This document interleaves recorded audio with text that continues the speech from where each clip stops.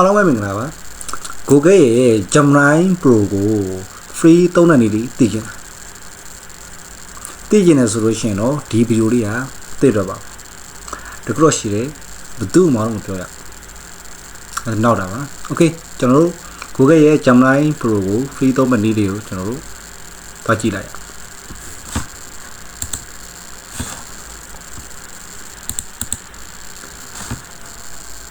ပထမဆုံးကျွန်တော် Chrome browser လေးကိုဝင်မယ်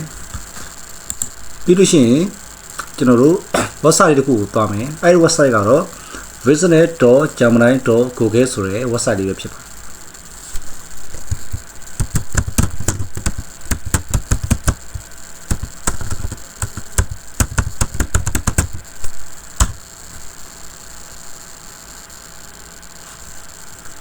ယ်website လေးတော့ဝင်လိုက်မယ်ဆိုလို့ရှိရင်ကျွန်တော်အခုလို page လေးကို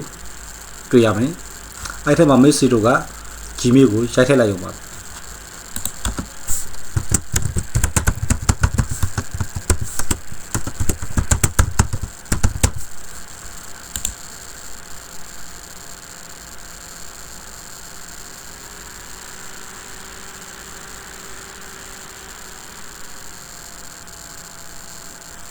โอเค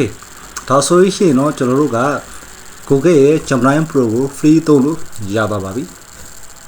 ဒီထက်မှကျွန်တော်ဘာတွေသုံးလို့ရမလဲကြည့်လိုက်မယ်ဒီမှာဆိုလို့ရှိရင်ကျွန်တော်တို့က auto default ဆိုပြီးတော့ပေါ်နေနေမယ်နောက်ပြီးတော့ Gemini 2.5 flash ဆိုပြီးတော့ကျွန်တော်တို့သုံးလို့ရပါမယ် Gemini 2.5 Pro လည်းသုံးလို့ရ Gemini 3 flash ကိုလည်းသုံးလို့ရမယ် Gemini 3 Pro ကကျွန်တော်တို့အခမဲ့ free သုံးလို့ရတော့မှာဖြစ်ပါတယ်ကျွန်တော်ရဲ့ဒီဗီဒီယိုလေးကိုကြားနေတတ်တယ်ဆိုလို့ရှိရင်တော့ကျွန်တော်ရဲ့ channel လေးကို